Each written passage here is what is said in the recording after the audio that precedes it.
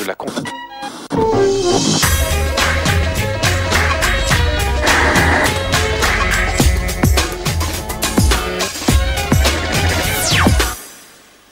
Salut à tous, samedi 12h45, plus clair, c'est la 15e. Bienvenue pour toute l'actu média, les images, nos enquêtes, les coulisses et nos invités.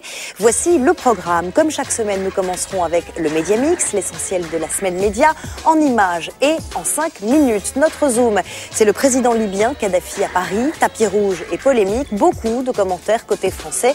Mais quand on dit les journalistes libyens, nous les avons suivis. Tous les patrons de chaînes et producteurs de télévision l'attendent au tournant. Christine Albanel est ministre de la Culture et de la Communication. Elle vient expliquer pour la première fois la loi sur l'audiovisuel qui est en préparation. Sur ce plateau également, la nouvelle dirlo de la Star Academy. Les élèves donnent du fil à retordre à Raphaël Ricci. Et puis Valérie Beck nous rejoindra, fraîchement élue Miss France et déjà prise dans le tourbillon des photos et des interviews. Nous ne pouvions pas la rater. Vous retrouverez également tous vos autres rendez-vous. Le zapping, l'ITV Télé, Carole Rousseau et Frédéric Lopez, c'est le couple de la semaine, la Webzone, l'Observatoire des séries et la télé des voisins quand la plus grosse star de la télé américaine choisit son candidat. Voilà, on commence tout de suite par l'actu de la semaine, résumé et mixé par Plus Clair, c'est le Média Mix préparé par Julien Dugast et Théodore Bourdeau. C'est parti. On apprenait cette semaine que le producteur Julien Courbet a vendu une nouvelle émission à TF1. Le 9 janvier, l'animateur-producteur présentera Le Détective. L'idée ? Aider des anonymes à retrouver des personnes qu'ils ont perdues de vue. Ça vous rappelle quelque chose ? C'est normal. On est sur le principe de la recherche, mais enfin, avant Perdu de vue, il y avait d'autres émissions qui faisaient aussi de la recherche.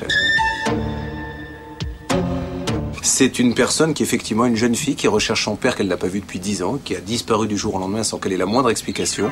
Contrairement à l'émission de Jacques Pradel, cette fois les enquêtes seront réalisées par de vrais détectives. Quant à savoir si ce programme aura la même longévité que Perdu de vue... Il est évident que si elle marche, il y en aura d'autres. Mais si elle marche pas, vous la reverrez plus. Mardi sur M6, c'était la finale de la 2e saison d'Incroyable Talent. Vous savez, Incroyable Talent, c'est... le show le plus déjanté de la télévision.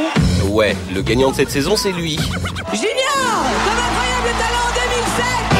Mais le vrai gagnant de cette soirée, c'est M6, numéro 1 sur les moins de 50 ans avec 4 400 000 téléspectateurs et même un pic à 5,5 millions. En même temps, ils ont tout donné ce soir-là dans les commentaires. Voilà. Tu fais un super boulot. Bravo, Alessandra. Et oui, bravo pour les merveilleux jeux de bras d'Alessandra Sublet. Qui remportera grâce à vous, je reviendrai. Cette semaine, Maïté Nabiraben tournait un divertissement pour Canal+ Family. Il s'agit d'un jeu, tête de mioche. Le principe est simple, 3 people tentent de comprendre des définitions données par des enfants. Ils doivent deviner quelle personnalité, film ou métier se cache derrière leur description. Quand on arrive, on attend son tour. Ça fait du bien une fois que c'est fait. Ça peut durer 1 heure, 30 minutes. Il travaille avec des ciseaux, des brosses. On devient plus beau. Si celle-là, Atmen, la trouve pas, c'est que vous pouvez plus rien faire pour lui. Non, je suis bien d'accord. Moi, franchement, tu trouves bien d'accord. J'ai une idée, mais... Dis, vas-y, dis. Le dentiste, là, t'aurais faux. Ah, c'est le coiffeur. Mais l'originalité de ce jeu produit par Fremantle, ceux qui fabriquent Question pour un champion notamment, c'est qu'ici tout est 3 fois plus gros. Des meubles aux prises électriques en passant par les livres. Ça, c'est un livre de poche, tu vois. Ils l'ont fait en gros. Je trouve ça génial. Spécialement pour le décor, non ? Tout est fait spécialement pour le décor, oui. Ce jeu commence le 22 décembre à 19h30 et il est a priori à mettre entre toutes les mirettes. Je sais pas quelle valeur on va inculquer à nos enfants à travers cette émission. La triche, la malveillance, la malhonnêteté, puisque j'ai gagné à la loyale et que j'ai failli être écarté sur un coup de dé. Pour les valeurs, je ne sais pas, mais s'il devait y avoir une morale, se méfier des adultes qui se prennent pour des enfants. Nos amis cadreurs sont très joueurs, tout le monde retombe à l'enfance, eux y compris. Tu peux passer à la compta, s'il te plaît ? Tu l'as viré ? C'est bon. Ce samedi à 18h55, France 2 et Nagui lancent un nouveau divertissement. N'oubliez pas les paroles. Aux Champs-Élysées. En fait, il s'agit de l'adaptation d'un jeu diffusé depuis le 11 juillet aux States sur Fox. Le but, retrouver les paroles de chansons populaires.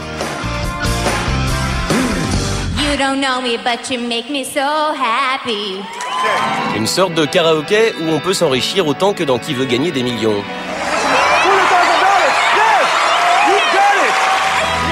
Mais le vrai truc, c'est que la version française est identique à la version d'origine. Traduction littérale du nom de l'émission.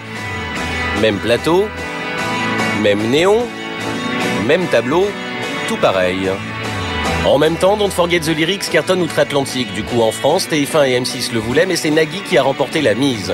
Fier de son achat, France 2 programmera N'oubliez pas les paroles en hebdo. Super, je suis ravi de vous retrouver. Sans oublier quelques primes, dont un spécial le 1er janvier pour la lutte contre le cancer, le tout avec des stars. Qui chante mal, qui chante bien, c'est pas grave. Mais quoi qu'il en soit, ça ne vaudra jamais la version indienne présentée par Adnan Sami Khan, un chanteur, musicien, pianiste et acteur qui a notamment reçu un MTV Awards en 2001.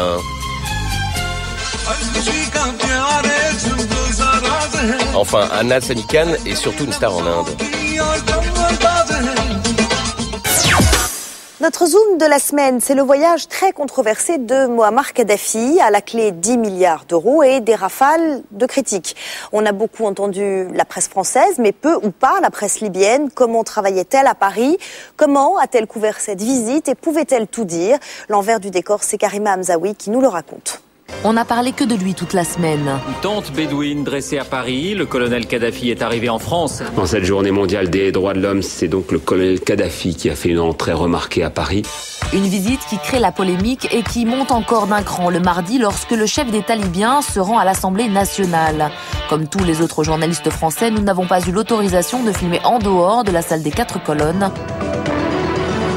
Ce même jour, Libya TV, une des chaînes nationales libyennes, elle, revient sur l'arrivée en grande pompe de Kadhafi. Rien sur les polémiques en France.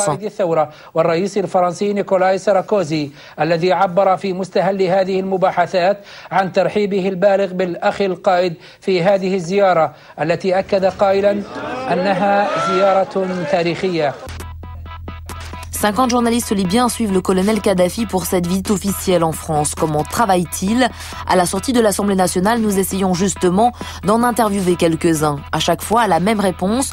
Voyez avec monsieur Aboulker. C'est un des responsables de la délégation officielle qui s'occupe entre autres de la presse. Mais il est introuvable. Difficile d'établir un contact avec les journalistes libyens. Ils s'engouffrent rapidement dans ces voitures officielles sans dire un mot. Nous obtenons quand même un entretien avec l'un des seuls journalistes francophones de cette délégation. Première question. Est-ce que la télévision libyenne est libre? Il y a une télévision qui est une télévision nationale, comme dans tous les pays du monde. Il faut qu'on s'accorde sur le mot libre. Libre, qu'est-ce que vous voulez dire par libre? Est-ce qu'on a le droit de critiquer le colonel Kadhafi à la télé?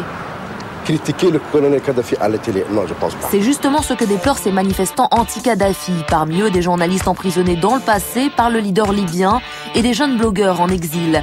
Nous en avons d'ailleurs rencontré un qui nous explique la situation des médias en Libye. Il y a 4 journaux.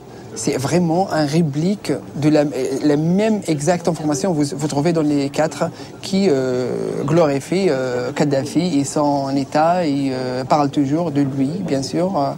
Les journalistes libyens présents en France cette semaine sont décidément difficiles à suivre. Voici l'endroit où on nous a envoyés. Aucun membre de la délégation n'y était. Pour comprendre l'importance des médias en Libye, il fallait suivre le 20h. David Pujadas y recevait Muammar Kadhafi. Je n'ai pas lu la presse, je n'ai pas regardé la télévision. En fait, vous savez, je n'ai pas beaucoup de temps pour les médias. Mercredi, bien décidé à rencontrer ce fameux monsieur Aboulker, responsable libyen entre autres de la presse, nous nous rendons en équipe réduite à son hôtel. Par peur qu'on ne nous fasse faux bond, nous tournons en permanence. How do you explain that when we ask them we want an interview, they told us every time you should talk first of all with Mr. Aboulker? No, that's a very wrong indication. You can interview anyone. Au bout d'une heure de conversation et de négociation, il finit par accepter de répondre à nos questions sur la liberté d'expression, et ce, face caméra. Quelle est la différence entre un journaliste libyen ou français? Nous faisons le même métier. Nous pensons que l'information doit être honnête et devrait défendre les intérêts de la collectivité, et non pas servir les minorités, les partis politiques, ou que sais-je. Comme il nous dit qu'il est facile d'obtenir une interview de journalistes libyens, nous mettons ses conseils en pratique, mais aucun d'entre eux ne nous répondra. So you're journalist? Yeah. All right. So can I ask you some few questions?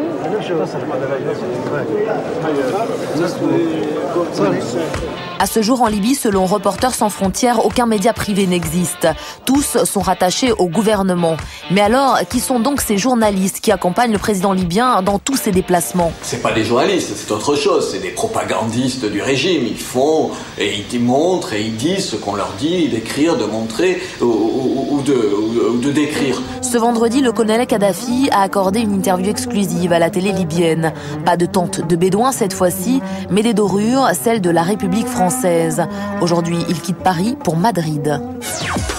Elle prépare le Big Bang de l'audiovisuel. Nicolas Sarkozy lui a confié la mission de moderniser la télévision française d'ici 2012. Alors comment va-t-elle s'y prendre ? Christine Albanel est ministre de la Culture et de la Communication et elle va faire le point pour nous, pour la première fois, sur ce chantier qui va profondément changer la télévision. Christine Albanel, bonjour. Bonjour. Bienvenue sur ce plateau.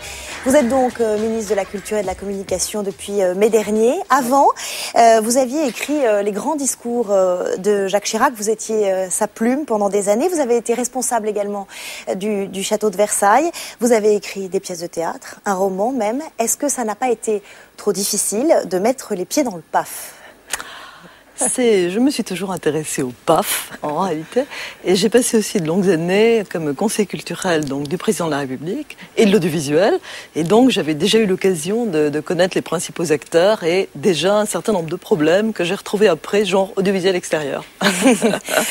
On va en reparler. En tout cas, là, vous attaquez un très gros chantier puisqu'il s'agit de refondre en fait la loi de l'audiovisuel de 1986 qui fixe les règles aujourd'hui. À l'époque, la France ne comptait que 6 chaînes de télévision, pas de TNT, pas de portable, pas d'internet, ça a beaucoup changé depuis. Quelle mission vous a confié exactement Nicolas Sarkozy ? La mission, c'est d'aboutir à un paysage, je dirais, médiatique, peut-être plus tonique, plus prospère, et qui, en même temps, soit très attentif naturellement aux producteurs, à la création d'une manière générale. Eh bien, on va voir ça justement en images. On va résumer les grandes lignes pour que tout le monde comprenne bien. Et on en parle après, si vous le voulez bien. Big Bang.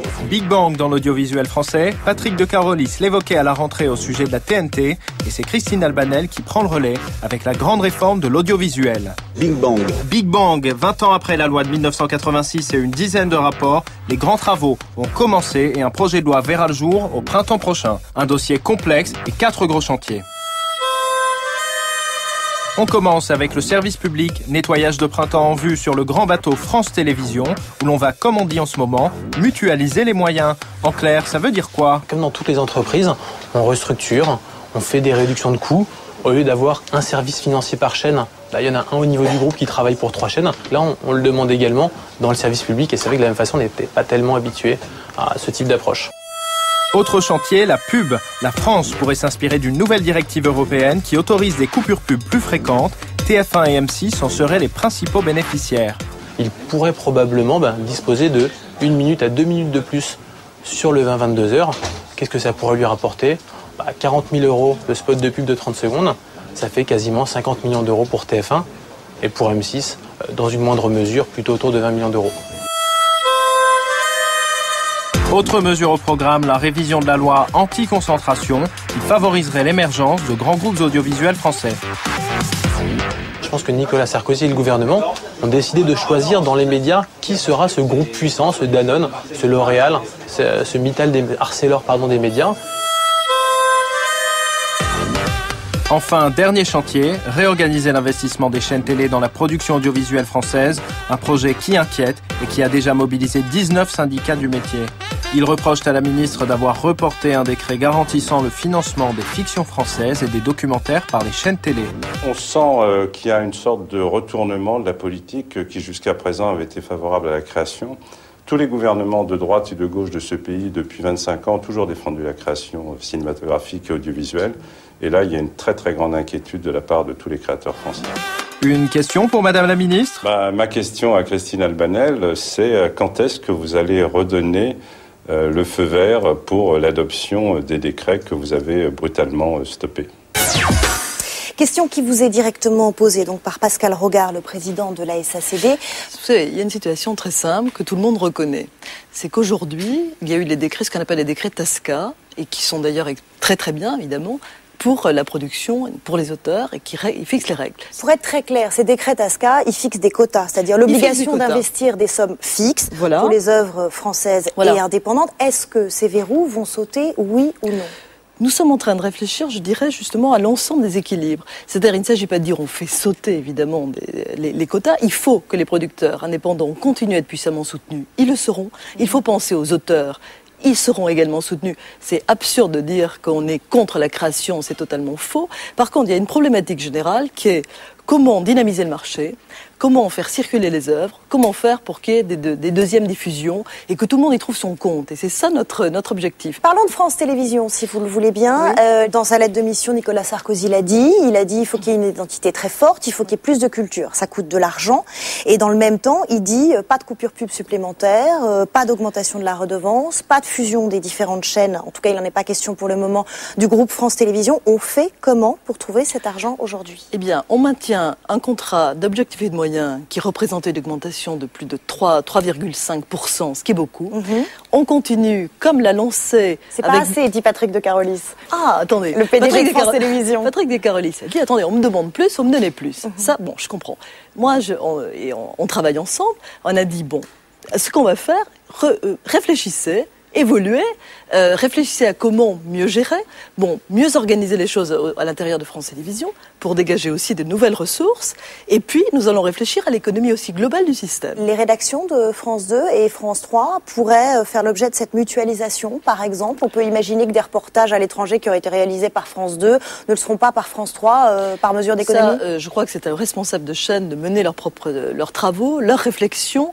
Mais, par exemple, une mutualisation des moyens des rédactions, ce n'est pas une idée complètement absurde à écarter, naturellement. Plus de recettes grâce à plus de pubs. Ça, c'est votre credo et votre deuxième gros chantier.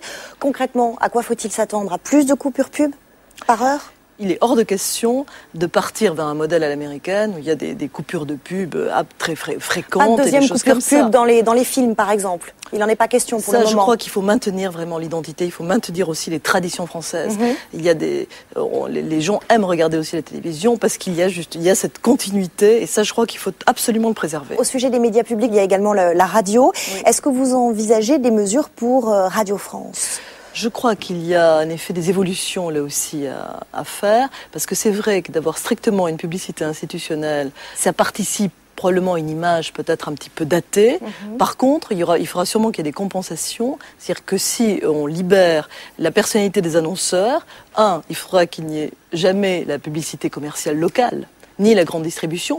Et deuxièmement, il ne faut absolument pas perdre l'identité. Et troisièmement, il faut qu'il y ait peut-être moins de pubs autorisées, c'est-à-dire moins en quantité et plus en diversité. Vous ouvrez donc les antennes publiques à plus de publicité, une publicité différente.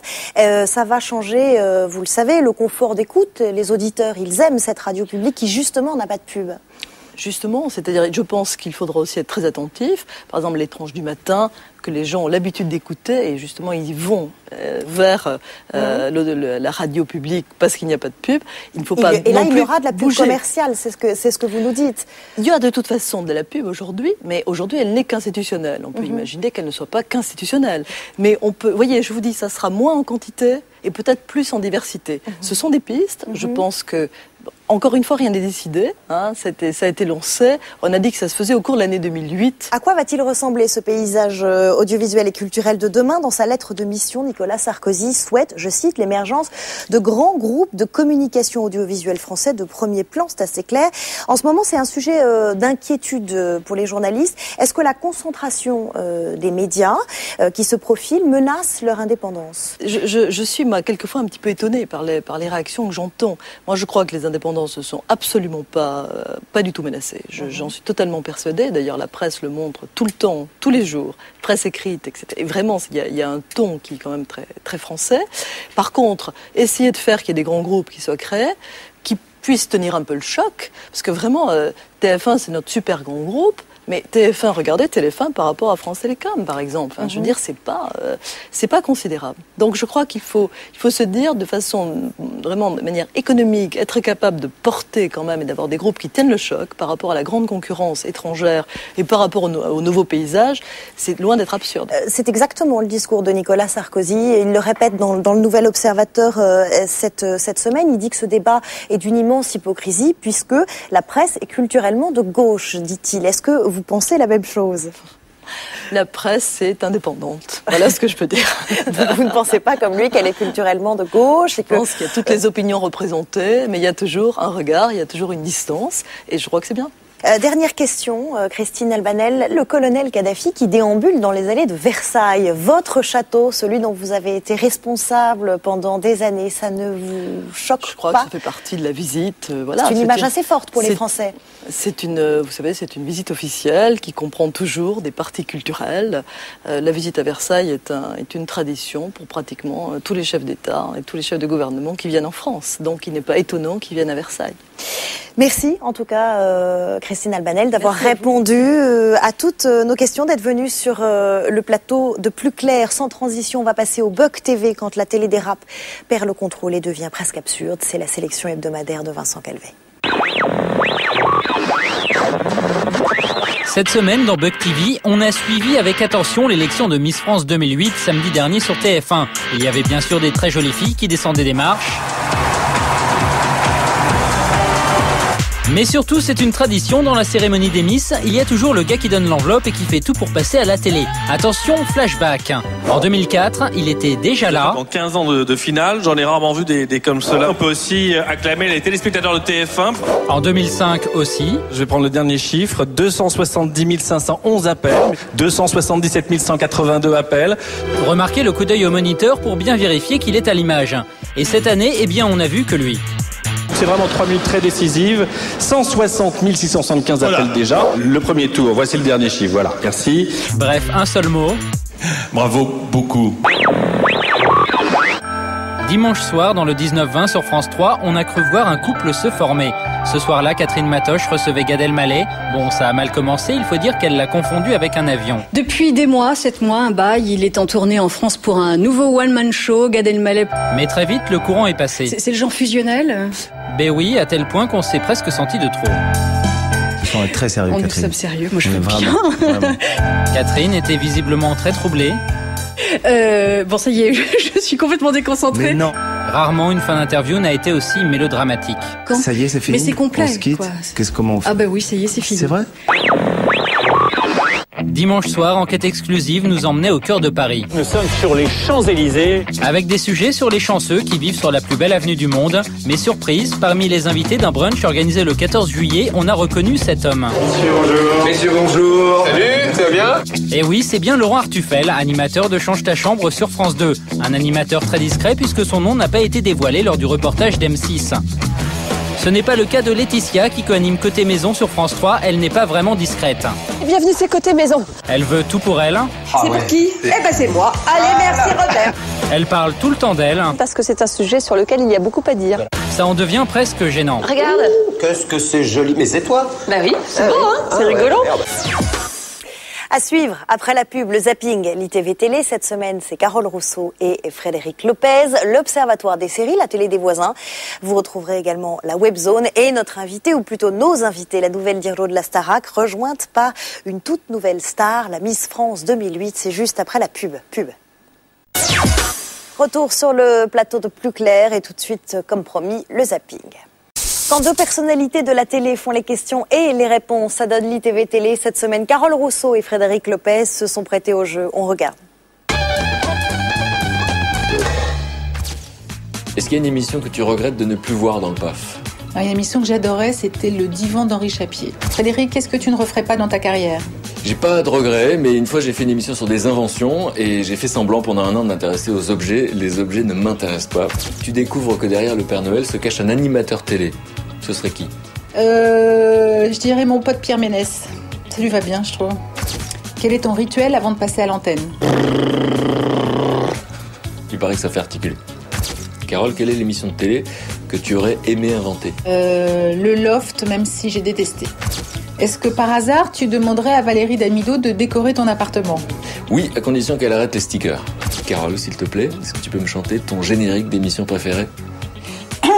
Chapi, chapeau, pidibi, chapi, chapeau, pidiba. Frédéric, est-ce que tu trouves que Julien Lepers en fait trop? Alors je pensais qu'il en faisait trop jusqu'à ce que je le croise dans la vie et je me suis rendu compte qu'il était pareil. C'est peut-être ça le plus inquiétant, je sais pas. Est-ce que tu penses que la télé dans la chambre pour un couple, c'est dangereux?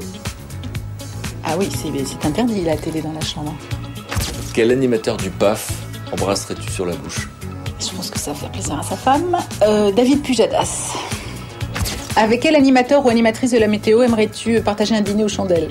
Evelyne Delia. Et j'ai jamais osé lui dire, je suis très intimidé quand je la croise, mais je suis tombé amoureux de ses mains quand elle présentait la maison de TF1 et qu'elle faisait du jardinage. Je voyais ses mains en gros plan et je sais pas ce qui m'a pris, j'avais 16 ans. Si Nicolas Sarkozy présentait une émission de télé, ça serait laquelle d'après toi? La mienne, c'est quoi l'amour? Mais juste une fois. Est-ce qu'il y a une émission qui te remonte le moral? Ça me déprimerait d'allumer la télé pour me remonter le moral. Quelles sont les initiales de ton pire ennemi dans le PAF? RB. Vous ne trouverez pas, il travaille en coulisses et il a mis 4 ans de sa vie à essayer de me faire virer, il a réussi. Carole, qui tient la télécommande à la maison? Il y a quand même beaucoup de sport, donc je vous laisse deviner. Voilà, interview croisée réalisée par Alexandre Pérez. Carole Rousseau est sur TF1 en janvier pour le grand concours des animateurs. Et en attendant, vous la retrouvez sur TMC tous les mercredis, 90 minutes enquête. Quant à Frédéric Lopez, il vous donne rendez-vous en terre inconnue avec Bruno Solo. Ce sera le 27 décembre à 20h50 sur France 2. Un cabinet d'avocats, Robert, Laurent, Gladys et les autres, leurs dossiers, leurs soucis, leurs amours. Depuis 10 ans, le vendredi soir sur France 2, on retrouve Avocats et Associés, une série difficile à classer entre polar et feuilleton dramatique. La nouvelle saison arrive vendredi prochain, mais mauvaise nouvelle, c'est la dernière. Vincent Calvé a pu assister au tournage des ultimes épisodes.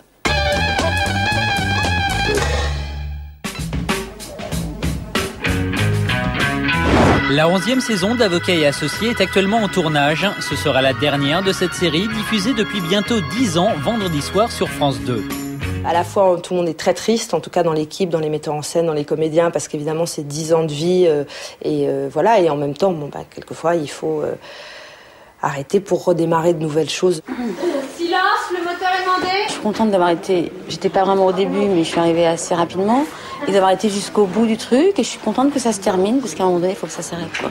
La chaîne France 2 a souhaité mettre un terme à cette série, histoire de privilégier le vendredi soir des fictions plus sombres. En tout cas, pour la dernière saison, les scénaristes d'Avocats et Associés ont apparemment décidé de se lâcher. Tenez, c'est pour vous. Il y a des choses bizarres, il y a un des avocats, un des nouveaux avocats est le fils de Satan, donc vous voyez, ça va assez loin. Et oui, l'un des personnages serait donc le fils du diable. Enfin, on attend de voir. Moi, j'ai essayé de demander des explications en disant comment ils allaient retomber. Pour l'instant, je n'ai pas eu de réponse. L'équipe se prépare pour tourner une séquence de l'épisode 105. Il était plus dans la jalousie par rapport à Delphine que dans l'histoire par rapport à Damien. Hein? Peut-être t'as jamais autant dirigé un acteur, là, c'est parce qu'il y a la caméra. Une semaine plus tôt, cette équipe de tournage d'Avocats et Associés a tourné une scène un peu particulière. Ils reçoivent au cabinet un colis, couvre l'assistante, qui est jouée par Cécile Réboard. Le colis explose. En la tournant, je disais quand même, les scénaristes ils vont un peu loin, les colis piégés, ça n'existe plus. Et malheureusement... L'attentat au colis piégé qui a tué une assistante et blessé 5 autres personnes dans un cabinet d'avocats parisiens. Si la scène est maintenue en montage, elle risque de choquer lors de la diffusion en 2008 de l'épisode en question. Alors qu'en fait, évidemment, le scénario a été écrit il y a 3 mois et nous, on a tourné la veille du jour où c'est arrivé. Avocats et Associés sera à l'antenne vendredi prochain sur France 2. Les 6 premiers épisodes de la saison finale seront programmés à la suite de PJ, une série dont c'est également la dernière saison.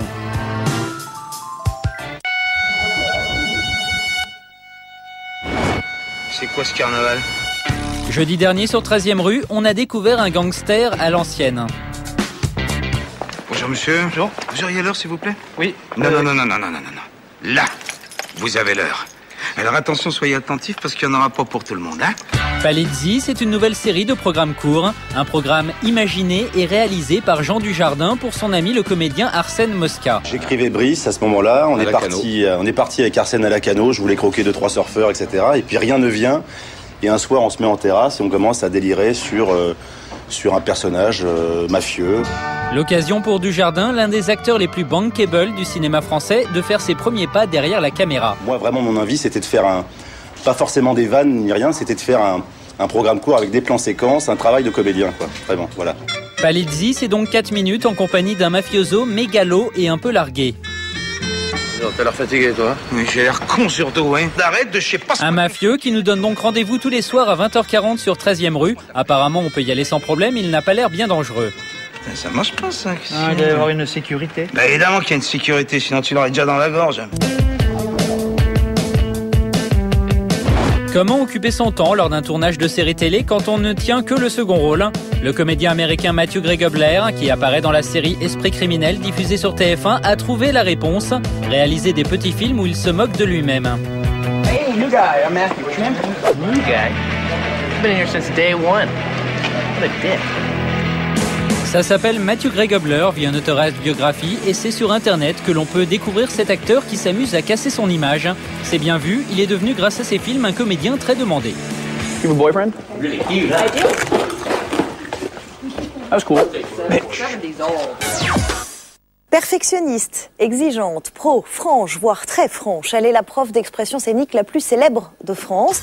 Elle est aussi la nouvelle Dirlo de la Starac. Comment assume-t-elle ce nouveau rôle? Est-elle toujours la terreur des élèves? Raphaël Ricci, bonjour. Merci beaucoup d'être venu sur le plateau de Plus Clair. Depuis 2 semaines, donc, vous remplacez Alexia Laroche-Joubert, qui attend un heureux événement. Comment ça se passe? Vous n'avez pas trop de pression, ça va? Oh non, tout va bien. Oui. Oui. Il n'y a pas de souci particulier. Moi, ça me permet de me rapprocher de mes petits, comme j'aime les appeler, et d'être vraiment à leur écoute. Et donc voilà, c'est plutôt plaisant pour le moment. C'est plutôt prof, maman, toujours la coach, comment vous... C'est un mélange de tout ça. C'est un peu le bureau des pleurs, c'est un peu maman, c'est un peu la mère fouettard aussi de temps en temps. C'est tout un... Voilà, c'est tout une espèce de sauce avec tout ce mélange-là. Lorsque vous avez accepté notre invitation à Plus Clair, vous avez écrit sur votre blog, samedi 12h45 en clair sur Canal+, je me ferai un plaisir d'argumenter sur ma légitimité à faire ce que je fais, à être la fille de ma mère, la belle-fille de mon beau-père, à assumer d'être une vraie méchante raffinator et peut-être aussi à vous parler de la météo la semaine prochaine. Rassurez-moi, vous êtes quand même contente d'être je suis ravie. Non, c'est parce qu'en général, souvent, quand je suis invitée sur des plateaux, c'est les mêmes questions et c'est les mêmes choses dont on me parle. Donc je me suis dit, pourquoi je passerais à côté cette fois-ci? Et le mot raffinator, ça vient d'où? C'est un petit surnom que vous ont donné les élèves ou certains élèves? Non, c'est moi qui l'ai trouvé. Toute seule? Oui. Pour pouvoir se moquer des autres, il faut savoir se moquer de soi-même, je crois. On va parler d'un sondage qui a été réalisé à propos de cette 7e saison pour l'Hebdo TV Grande Chaîne, et il a révélé que le public trouvait cette promo trop vulgaire à 68%. Pour 81%, la production ou la chaîne devrait les rappeler à l'ordre. C'est essentiellement une question de langage. On a ça chaque année, donc ça ne m'étonne pas. Ça chaque année? Oui. Vous ne trouvez pas qu'il y a plus de gros mots, Non, je pense que verbale, non, il y a eu une saison où il y a eu ça a été beaucoup plus violent à ce niveau-là, mais bon, voilà. Ils ont du caractère, et là où les autres années, on avait plus de facilité à leur faire accepter de chanter telle ou telle chanson, vu qu'ils ont plus de caractère, qu'ils ont un niveau artistique plus important que les autres années, voilà, ils savent un peu plus ce qui leur va pas. Ils sont un peu plus méfiants aussi parce qu'ils ont plus de recul par rapport à l'émission, puisqu'on en est à la 7e saison. Dans ce sondage, on dit que les profs eux-mêmes devraient commencer par faire attention à leur langage. Vous-même, vous avez un jour lancé à Antoine qu'il avait, je cite, chié sa prestation. Ouais. Est-ce que c'est quelque chose à laquelle vous faites attention, ou vous vous dites parfois, il faut que je surveille mon langage parce que c'est un programme qui est regardé par beaucoup de jeunes? Non. Ou pas? Je ne pense pas être quelqu'un de vulgaire. Maintenant, c'est vrai que j'ai mon franc-parler, que dans la vie, je vais parler comme ça. Voilà, t'as chié ton prime, c'est une expression. C'est peut-être pas très élégant, mais ça fait partie de moi. Et mais on m'a fait aucune réflexion jusqu'à maintenant, donc tout va bien. On parlait des candidats de cette année. Parlons un instant de Maureen. Elle a eu 20 sur 20 au prime de la part de Pascal Nègre la semaine dernière. Certains élèves ne cachent pas leur agacement, voire leur jalousie. Ils estiment qu'on lui applique un traitement de faveur parce qu'elle a du talent et parce que la production ferait tout pour ne pas la laisser s'échapper. Et alors? Je sais pas. Qu'en pense la directrice? Est-ce qu'il est normal, par exemple, qu'elle ait plus de minutes de téléphone que les autres élèves? Alors ça, c'est complètement faux. Elle a eu des minutes en plus et tous les autres élèves ont eu les mêmes minutes supplémentaires. C'est moi qui leur ai annoncé, donc je sais vraiment de quoi je parle. Elle a des chances de l'emporter? C'est votre favorite? Elle a pour moi tout ce qu'il faut pour faire d'elle une grande artiste avec une belle carrière, effectivement. Mais ça n'est pas la seule. Et vous êtes déjà prête pour une Starac 8? Oh mon Dieu, je suis déjà, pourvu que celle-là se finisse bien et que j'arrive à faire mon travail correctement. Après, il va se passer plein d'autres choses et comme chaque année, on verra. Merci beaucoup en tout cas d'avoir répondu à nos questions et restez avec nous. Est-ce que vous avez regardé la télévision samedi dernier? Absolument. Samedi soir. Mais bien sûr. À Dunkerque, c'était l'élection de Miss France. Elle était sur le plateau de la Starac d'ailleurs il y a quelques semaines puisque vous aviez reçu les 36 prétendantes. Il n'en reste plus qu'une. C'est comme à la Starac, c'est la loi du genre. Depuis samedi soir, donc 23h55, exit Rachel Legrain-Trapani, Miss France 2007 et place à Miss France 2008. Elle est réunionnaise, elle a 22 ans, elle va mettre ses études de commerce international entre parenthèses pour vivre ce conte de fées et bien sûr le tourbillon médiatique qui va avec. Je suis ravie d'accueillir Valérie Bègue. Bonjour. Elle est jolie et elle est très sympa en plus. Vous l'avez rencontrée oui. En coulisses. Ça va? Ça va très très bien, merci. Pas trop fatigué parce qu'on sait que les jours qui suivent l'élection, en général, c'est non-stop, un espèce de tourbillon, les grands hôtels, les interviews, les photos, ça n'arrête pas. Oui, mais il ne faut pas se permettre la fatigue, sinon on ne fait plus rien. Et moi, j'ai vraiment envie de... J'ai pas envie de m'apitoyer sur moi, de me plaindre alors que j'ai toute une équipe derrière moi. J'ai vraiment envie de profiter au maximum de tous les moments, de toutes les occasions qui s'offrent à moi. Donc, je me refuse la fatigue. Pour l'instant, vous vous sentez porté. L'élection, c'était samedi dernier. Qu'est-ce que vous avez ressenti lorsque le président du jury, Patrick Bruel, a prononcé votre nom? Beaucoup. J'étais très étonnée. Beaucoup. Vous y attendez pas? J'ai un peu d'appréhension quand même parce qu'on ne sait pas dans quel monde on arrive et un moment de flottement. On ne sait pas si c'est du bonheur, de la peur, de la tristesse. Je ne sais pas, c'était assez étrange. J'avais jamais ressenti ça sur son visage. Vous qui connaissez bien justement ça. Perdue. Moi, j'adore ça. J'adore les réactions comme ça inattendues. Et c'est vrai que j'étais complètement perdue. Complètement, oui. Combien d'interviews depuis samedi soir? Vous avez une idée? Une trentaine dans la presse. J'ai eu des 5 ou 6 caméras qui m'ont suivi. J'ai fait quelques plateaux télé, 5 ou 6 déjà, dont la méthode Coé. Eh ben nous aussi on vous a suivi, c'était lundi dernier.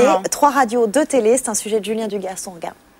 Miss France 2008 et Miss Réunion, Miss France 2008. Depuis samedi soir, Valérie Bègue est Miss France 2008. Pourtant, 48 heures après ces images, pas le temps de se reposer. C'est le début d'une grande tournée des médias, 3 radios, 2 télé et surtout une constatation. Notre nouvelle Miss est mais alors très polie. Bonjour. Félicitations. Merci beaucoup. Bonjour. Enchantée. Bonjour. Valérie, enchantée. Et oui, la bonne nouvelle, c'est que la jeune fille à l'écharpe tape la bise à qui veut. Lundi dernier donc, à l'heure où Paris se refait une beauté, notre beauté rentre en scène. Le premier direct radio de Valérie, ce sera Énergie avec le 6-9, l'une des matinales les plus écoutées de France. Applaudissements pour Valérie Bègue. Bonjour. Ça va Valérie? Ça va très bien, merci. Et dès 7h du mat, la question qui brûle les lèvres de tout le monde est lâchée. J'ai une vraie question existentielle à te poser, Valérie. Est-ce que t'es maquée? Mais on a appris dans le journal que visiblement oui, t'avais un petit ami. Un petit ami, mais enfin il est loin quoi. Donc, Valérie s'en sort bien, mais c'est pas fini. Quelques photos et il faut déjà repartir à RTL pour une interview avec Marc-Olivier Fogiel. Pas oublier de faire la bise à Christophe Ondelat et encore une fois, il faut répondre à la question que toute la France se pose. Ce matin, le journal Le Parisien révèle, puisque c'est des révélations, que votre fiancé à l'île de la Réunion était très jaloux et ne voulait pas vous laisser vous présenter à Miss France. Il vous a laissé dans les mains de Jean-Pierre Foucault finalement? Alors non, ce n'est pas une révélation, c'était une rumeur que j'ai... Démenti fermement? Exactement. Pourquoi vous n'avez pas de fiancé Miss France, vous avez un fiancé, mais il vous a laissé vous présenter à Miss France. Limousine avec chauffeur, attaché de presse, tournée des grands médias, être Miss France, c'est un boulot. Mais pour l'instant, Valérie reste cool. Je ne mesure pas l'impact. Donc c'est peut-être pour ça aussi que je suis plus cool. Et pourtant, à LCI encore une fois, cette sempiternelle question.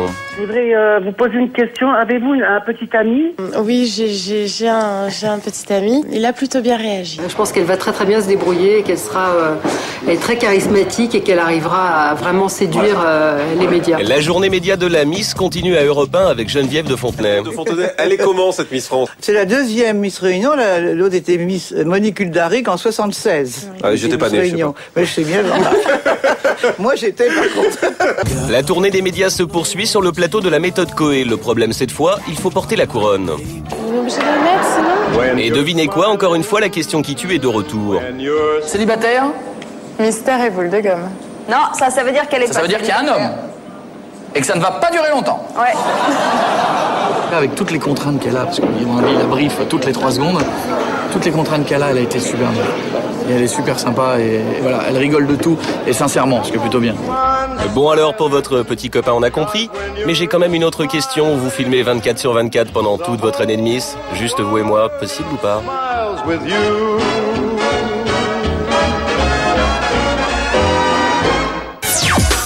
Bon, vous gardez le sourire en toutes circonstances. Vous étiez encore hier soir sur le plateau de la Starac. Raphaël, vous disiez que vous aviez été très ému en regardant le moment où elle a été élue, son émotion. Comment après on peut gérer ce stress, la pression médiatique, le feu roulant des questions, l'exposition? Je crois que ça c'est l'expérience. Parce que c'est en ayant affaire à ce genre de choses qu'on peut en tirer des leçons et voilà, bon, si on est bien dans sa tête au départ, ça peut aider. Hein. Ça peut vraiment aider. Beaucoup d'anciennes Miss sont devenues des animatrices télé. Rachel Legrin-Trapani, elle va être sur NRJ12. Maréva Galanter sur Paris Première. Sophie Talman sur Equidia. Est-ce que vous, c'est quelque chose qui vous plairait? Non. J'ai déjà eu une expérience télé, mais c'était différent. Je l'avais fait dans l'unique but de soutenir la Ligue anti-cancer à La Réunion. C'était sur RFO? Exactement. Ouais. Et c'était vraiment pour ça. C'était pas un moyen de passer. Ça vous a plu sur une chaîne locale? Oui, mais parce que le sujet m'intéressait réellement. Et si un jour, je devais travailler à la télé, ce serait pour faire quelque chose de sérieux, pourquoi pas le journal, vous remplacer, mais autrement non. Merci beaucoup en tout cas d'être venu sur votre plateau. On vous souhaite une très très belle année de Miss France. Merci beaucoup Raphaël Ricci d'être venu et d'être resté sur ce plateau aux côtés de Miss France 2008. On va passer à la télé des voisins, c'est le meilleur de la télé à l'étranger. Direction les États-Unis où une femme va peut-être faire basculer la campagne présidentielle et ce n'est pas Hillary Clinton, mais une présentatrice télé, éditrice, productrice. On dit d'elle qu'elle est la femme la plus puissante du pays. Oprah Winfrey milite pour le candidat démocrate Barack Obama. Et depuis quelques jours, le monde entier ne parle plus que de ce ticket choc. Décryptage, Sami Beramoun. Cette semaine aux États-Unis, un candidat se démarque dans la course à la présidence, c'est Barack Obama. Sa botte secrète ? Oprah Winfrey. Toutes les télés en ont parlé. Le candidat démocrate s'est adjoint les services d'Oprah Winfrey, la papesse de la télé US. Du jamais vu, la semaine dernière, en Caroline du Sud, 30 000 personnes ont fait le déplacement pour voir le candidat démocrate et la présentatrice télé. Personnalité la plus riche, la plus influente d'Amérique selon le magazine Forbes, Oprah squatte les médias depuis le début des années 80. Il faut tout d'abord comprendre qui est Oprah Winfrey aux États-Unis. Eh bien, c'est le bon Dieu en ce qui concerne l'audiovisuel. Animatrice de talk-show, actrice, productrice, fondatrice d'un magazine, l'empire Oprah se décline sous toutes les formes. Amie des stars et aujourd'hui des politiques, qu'est-ce qu'on peut bien attendre de cet allié de Barack Obama ? D'avoir le soutien de Oprah Winfrey quand on est candidat à la Maison-Blanche, c'est très important pour quelqu'un comme Barack Obama. Oprah Winfrey, c'est une star aux États-Unis. Aux États-Unis, les stars ont droit à une vie politique et non seulement ça, ils ont droit au pouvoir politique. L'enjeu principal, le vote des femmes sur lequel capitalise déjà Hillary Clinton, l'autre candidate démocrate. Oprah met donc ses talents d'oratrice et son public à disposition de son nouveau chouchou. C'est quelqu'un qui est la reine de l'audimat. Et puis aussi, c'est quelqu'un qui convainc beaucoup les Américains, surtout les Américaines, parce que son public, ce sont des dizaines de millions d'Américaines. Oprah préparerait-elle le terrain pour une reconversion politique? I don't think there's a position in government that really anybody could offer to me that would be more interesting or compelling than what I'm doing already. I kind of like my job. Le facteur O, l'effet Oprah, Oprah-Bama, autant de surnoms à ce duo de choc. Selon les derniers sondages, l'écart se réduit entre Hillary Clinton et Barack Obama. En tout cas, tout ce qu'on peut leur souhaiter, c'est... Good luck. Chaque semaine, le web passé au peigne fin. Cette semaine, nous partons loin, très loin, dans le Pacifique Sud, où des journalistes d'un nouveau type sont partis en reportage. Leur sujet, les effets du réchauffement climatique. Leur méthode, des comptes rendus quotidiens sur leur blog. Nous les avons rencontrés juste avant leur départ. Théodore Bourdeau avec Karim Hamzaoui.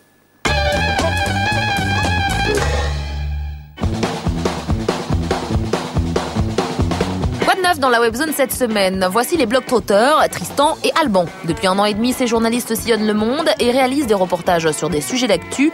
Ils les diffusent directement sur le net. Dernier en date, le réchauffement climatique. Direction donc Tuvalu pour évoquer une difficile question, la question des réfugiés climatiques. Tuvalu étant une île qui doit disparaître pour raisons climatiques. Nous avons rencontré les globetrotters la semaine dernière. Quelques heures avant leur départ, ils étaient déjà prêts à dégainer leurs outils. On a un ordinateur pour le montage ici et on se trimballe toujours, évidemment, avec nos caméras de différentes qualités qui s'adaptent suivant le débit qu'on aura à Internet. Parce qu'il ne faut pas oublier évidemment que tout ça c'est pour l'Internet. Et que tous les jours, on va filmer et mettre en ligne le jour même. Et une trentaine d'heures plus tard, un premier reportage et une première galère aussi. Bon, on est là à l'aéroport de... Nandi. Nandi, absolument. Nandi. Voilà. Et on n'a pas de bagages. Voilà. Finalement, Tristan et Alban ont récupéré leurs valises et pendant toute la semaine, ils ont diffusé de nouvelles séquences sur leur blog. Nous essayons de sensibiliser le monde sur la question des changements climatiques. Et plus particulièrement dans le Pacifique, qui est une région qui fera face aux réfugiés climatiques. Une série de reportages qui devrait se transformer en un web documentaire dès le retour des globetrotters en France mi-décembre.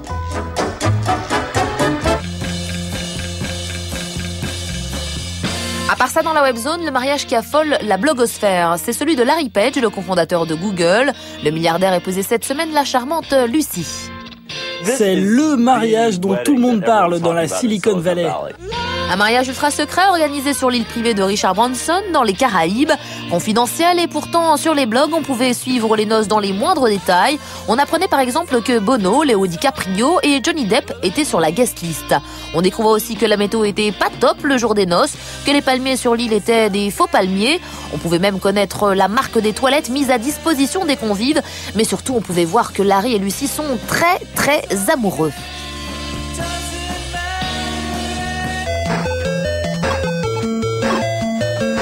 Vous connaissez ce jeu vidéo mythique, Tetris, 70 millions d'unités vendues depuis plus de 20 ans. Des étudiants finlandais ont eu une idée, jouer à un Tetris géant sur la façade de leur résidence universitaire. Un ordinateur central est programmé pour allumer des ampoules de couleurs à chaque étage, le tout commandé par un téléphone portable. Des heures de travail qui captivent maintenant les internautes du monde entier. Ces vidéos ont été vues plus de 250 000 fois sur les sites de partage.